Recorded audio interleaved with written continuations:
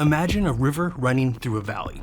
It floods sometimes, it shifts course, but people gather around it and depend on it. So we build a dam to protect ourselves, to harness it, to generate power.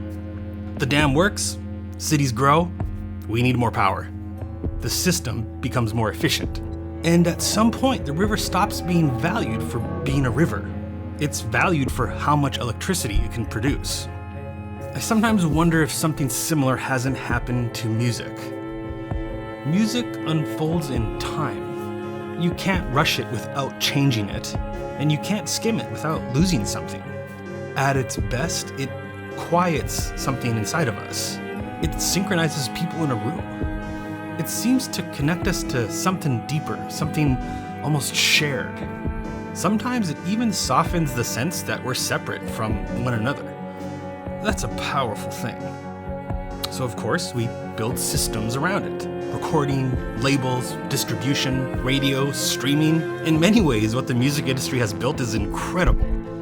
We can access almost any piece ever recorded in mere seconds. That's astonishing.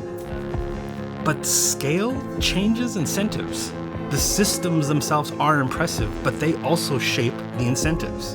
And those incentives, in turn, are shaping the art. When music becomes data, and data becomes measurable, and measurable becomes monetizable, these incentives shift. Songs get shorter, hooks arrive sooner, and release cycles accelerate.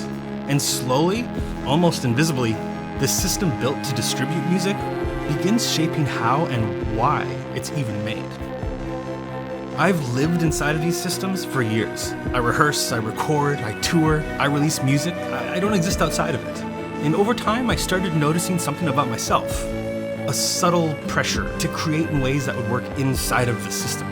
To think about placement and think about algorithms. To think about pacing releases. Nothing dramatic, but quiet influence. And I started wondering what would happen if I removed those pressures. What if a project did not live inside of an algorithm-driven streaming platform? What if it didn't depend on singles? What if it unfolded gradually? What if the place where it lived shaped the experience intentionally? Those questions became artTracks Chronicle. Long-form musical works that unfold over time. Projects released in sequence. Music that leads, sometimes connected with narrative, sometimes not. A space built for depth rather than scale, and a model shaped around immersion, not acceleration. What surprised me most is that the more this developing philosophy shaped the model, the more alive the work began to feel. I feel less rushed, less like I'm feeding a system, more curious when I write, more in the present when I perform, more grounded when I listen. Music has always had the ability to move us, to almost unite anyone in a given room. I've found that when it's given space to breathe, that quality becomes even stronger. I started this as something I wanted to test for myself, but I also knew I wanted to build it in a way that invited others in. The first project inside this model is We Are Connected. It's 87 pieces of music connected by an unfolding narrative told through video and text, released gradually, designed to be taken in the same way it's being released, which is over time.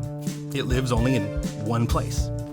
There are more projects coming and more artists. If you're curious, the project lives at artTracksChronicle.com.